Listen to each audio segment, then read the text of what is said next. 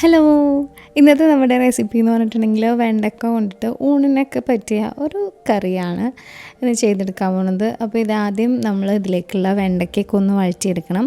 അതിനാവശ്യമായിട്ടുള്ള വെളിച്ചെണ്ണ ഒഴിച്ചു കൊടുത്തിട്ട് വെണ്ടക്ക ഞാനിവിടെ ഒരു 10-12 എണ്ണം എടുത്തിട്ടുള്ളൂ. നിങ്ങൾക്ക് ആവശ്യാനുസരണം കൂട്ടോ കുറക്കോ ചെയ്യാം കേട്ടോ. അപ്പോൾ അതിനനുസരിച്ച് ബാക്കിയുള്ള ഇൻഗ്രീഡിയൻസിൻ്റെ അളവിൽ വ്യത്യാസം വരുത്തിയാൽ മതിയാവും.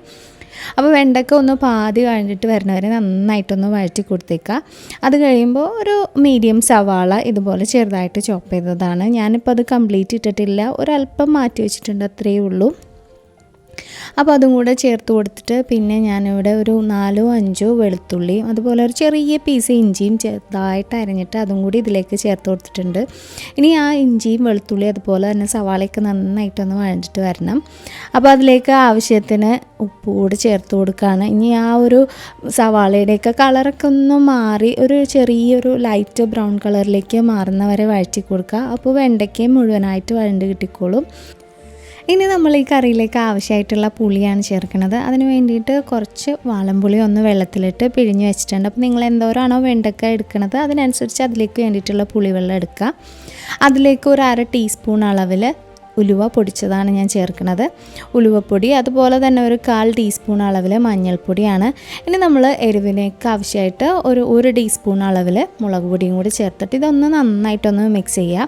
അപ്പോൾ വെണ്ടക്ക നിങ്ങൾക്ക് എന്തോരാണോ ഉള്ളത് അതിനനുസരിച്ച് ഈ പൊടികളുടെയൊക്കെ അളവിൽ കൂട്ടോ കുറക്കുകയൊക്കെ ചെയ്യാം. ഈ ഒരു സമയം നന്നായിട്ട് വെണ്ടയ്ക്കയും അതുപോലെ തന്നെ സവാളയൊക്കെ നന്നായിട്ടൊന്ന് വഴണ്ട് കിട്ടിയിട്ടുണ്ട്.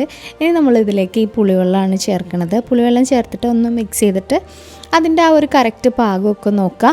ആവശ്യമുണ്ടെന്നുണ്ടെങ്കിൽ കുറച്ചുകൂടെ വെള്ളം ഒഴിച്ചു കൊടുക്കുക. പിന്നെ ഇനി ഇത് നന്നായിട്ടൊന്ന് തിളയ്ക്കണം. തിളച്ചാൽ മാത്രമാണ് പുളിയൊക്കെ വെണ്ടയ്ക്കയിലേക്കും അതുപോലെ ബാക്കിയുള്ള ഇൻഗ്രീഡിയൻസിലേക്കൊക്കെ പിടിച്ചിട്ട് നല്ലൊരു ടേസ്റ്റിൽ കിട്ടുള്ളൂ. അപ്പോൾ ഇതിന് ഒരു ഇത്തിരി തിക്നെസ് കൂടുതലായതുകൊണ്ട് ഞാൻ കുറച്ചുകൂടെ വെള്ളമൊന്നും ഒഴിച്ചിട്ടുണ്ട്. കുറച്ച് നേരം തിളക്കുമ്പോൾ അതൊക്കെ നന്നായിട്ടൊന്ന് പറ്റി കറക്റ്റ് പാകത്തിലേക്ക് വന്നോളും. അപ്പോൾ ഈ ഒരു സമയം ഇതിൻ്റെ ടേസ്റ്റ് ഒന്ന് ബാലൻസ് ചെയ്യാൻ വേണ്ടി കുറച്ച് പഞ്ചസാര ചേർത്ത് കൊടുത്തിട്ടുണ്ട്. ഇപ്പോൾ നന്നായിട്ട് കറിയൊക്കെ നന്നായിട്ട് എണ്ണയൊക്കെ തെളിഞ്ഞ് നല്ല അടിപൊളിയായിട്ട് വന്നിട്ടുണ്ട്. ഇനി നമുക്ക് ഗ്യാസ് ഓഫ് ചെയ്യാം. ഇനി കറി ഒന്ന് താളിച്ചെടുക്കണം. അതിന് വേണ്ടിയിട്ട് കുറച്ചുകൂടെ വെളിച്ചെണ്ണ ഒഴിച്ചിട്ടുണ്ട്. അപ്പോൾ വെളിച്ചെണ്ണ അതിലേക്ക് ഇടണമെന്ന് നിർബന്ധമില്ല. നമ്മൾ ഈ ഉള്ളിയൊക്കെ ഒന്ന് മൊരിക്കാൻ വേണ്ടിയിട്ട് ആവശ്യമായിട്ട് വെളിച്ചെണ്ണ ഒഴിച്ച് കൊടുക്കുക. ഒരു 4 ഉള്ളി ചെറിയ ഉള്ളി എടുത്താൽ മതിയാവും. അതിൻ്റെ കൂടെ കുറച്ച് കറിവേപ്പിലയും കൂടി ചേർത്തിട്ടുണ്ട്. അത്യാവശ്യം ഒരു ചെറിയൊരു ബ്രൗൺ കളർ ആവുന്നവരെ നന്നായിട്ടൊന്ന് വഴറ്റിയെടുക്കുക. അത് കഴിഞ്ഞിട്ട് ഞാൻ അതിലെ ഉള്ളിയും അതുപോലെ തന്നെ കറിവേപ്പിലയും മാത്രം ഞാൻ ഈ കറിയുടെ മുകളിലേക്ക് ചേർത്ത് കൊടുക്കുകയാണ്. അപ്പോൾ ഈ ഒരു റെസിപ്പി നിങ്ങൾക്ക് ഇഷ്ടമായി എന്ന് പ്രതീക്ഷിക്കുന്നു. ഈ റെസിപ്പി ചെയ്ത് നോക്കിയിട്ടുള്ളവരാണെന്നുണ്ടെങ്കിൽ തീർച്ചയായിട്ടും അഭിപ്രായം ഒന്ന് കമൻറ്റ് ചെയ്യുക. ആദ്യമായിട്ട് കാണുന്നവരാണെന്നുണ്ടെങ്കിൽ തീർച്ചയായിട്ടും ട്രൈ ചെയ്ത് നോക്കിയിട്ട് ഫീഡ്ബാക്ക് അറിയിക്കുക. പിന്നെ വീഡിയോ ഇഷ്ടമായിട്ടുണ്ടെങ്കിൽ നിങ്ങളുടെ ഫ്രണ്ട്സിനും ഫാമിലി മെമ്പേഴ്സിനും ഒക്കെ ഒന്ന് ഷെയർ ചെയ്ത് കൊടുക്കാം കേട്ടോ. വീണ്ടും ഇതുപോലുള്ള മറ്റൊരു വീഡിയോ ആയിട്ട് ഇനിയും കാണുന്നവരെ stay safe, take care, by.